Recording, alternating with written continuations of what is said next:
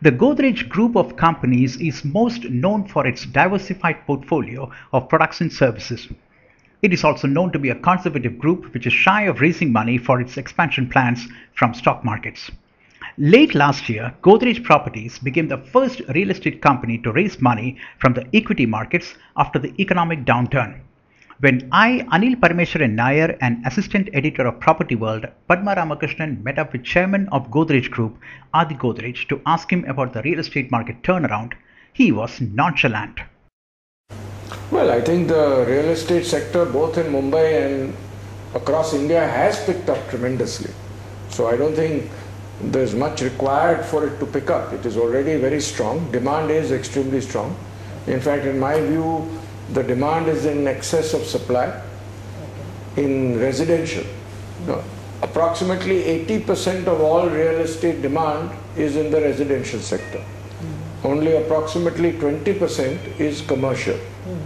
Now, commercial real estate pickup is just about starting, and I would feel that there it needs a greater pickup, and that will depend on requirement of space by the IT and IT enabled sector. These sectors are still not growing in terms of their space demand, although their growth in terms of IT services is going reasonably well. I think because of the cost pressures, they are trying to save on the space they use, use space more productively. So therefore the demand for real estate growth is low. When that starts picking up, then I expect the commercial sector will also pick up strongly. Hospitality and retail is also a bit dull, I would say, overall. But residential demand is extremely strong. There's an acute shortage of residential supply. And I think the reason for the supply shortages are twofold. One is we still have very antiquated rules as regards FSI utilization in our country. If you look at other countries, the larger cities in other countries especially, the FSI rules are extremely liberal.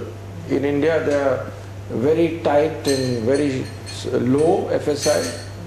And secondly, the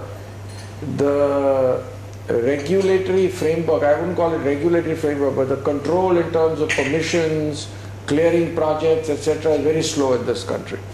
So even after a project has been identified, land is available, it takes a long time to develop a project relative to other countries. These are two shortfalls that we need to go into and correct, basically at the governmental level. And then supply could match demand, which is how I think it should be. I think what happens in India typically is whenever demand rises, prices rise. To my mind, this is not a healthy trend. Yeah. When demand rises, supply should rise, not prices. That will create greater demand, and that will then lead to all the positives of real estate demand creating GDP growth.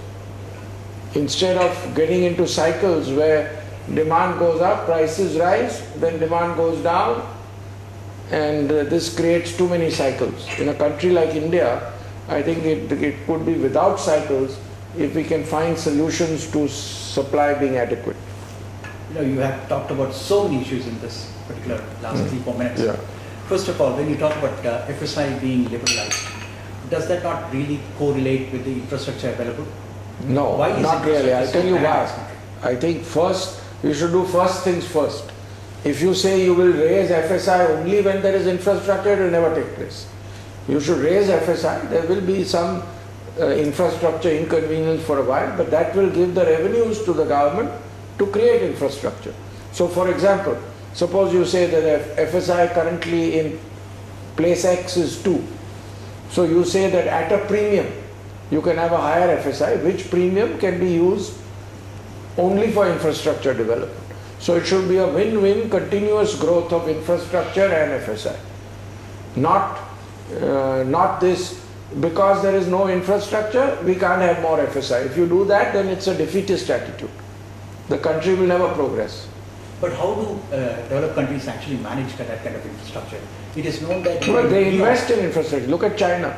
They have taken the steps to invest in infrastructure.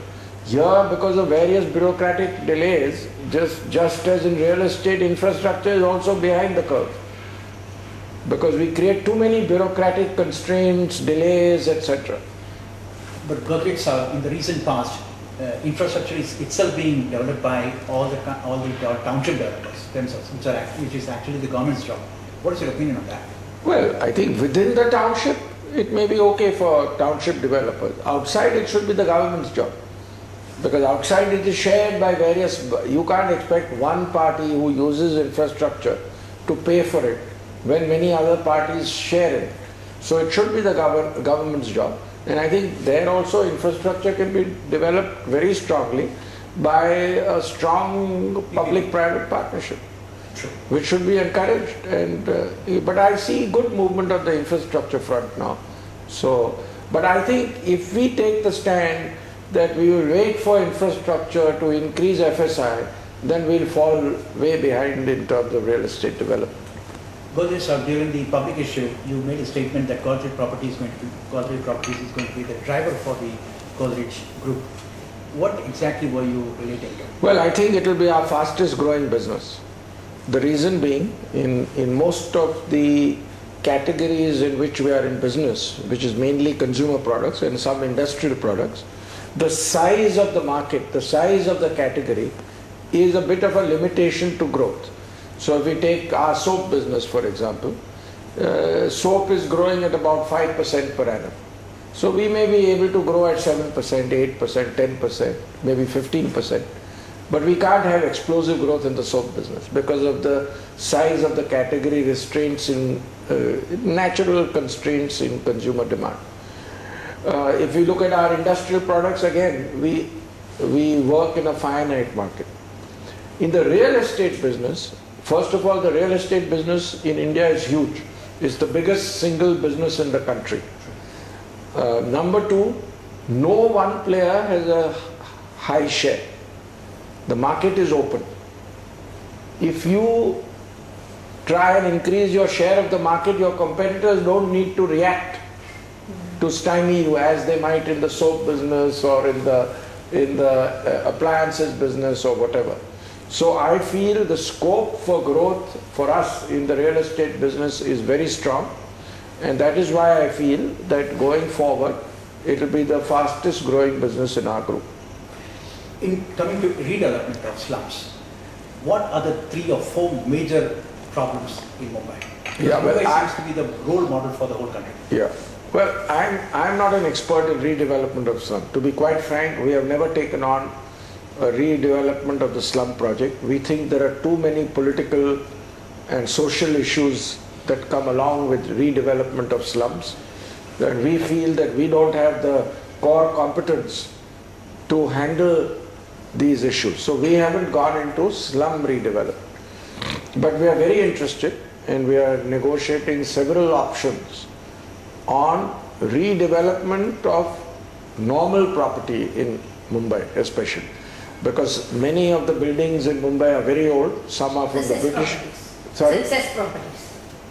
CESS, cess properties. Cess buildings. I don't know the meaning of what you are saying, so I won't comment on that. The old buildings that I'm talking of the old buildings, which may be owned by the people or they may be owned by a landlord who is renting them out. Yeah. There are old colonies which were started 30 years ago, 50 years ago, which need renovation. So there is a tremendous opportunity for these kind of developments where we don't have to deal with thousands of slum dwellers, but we deal with some house owners. So it could be some colonies which need redevelopment, it could be a bunch of buildings in the island city which need redevelopment. So that I think has tremendous scope, and Godrej Properties would like to play its part in that. Is it a win-win situation in redevelopment of old buildings, where you already have land, you have whatever extra you sell, you get as your profit, and the existing owners get double or?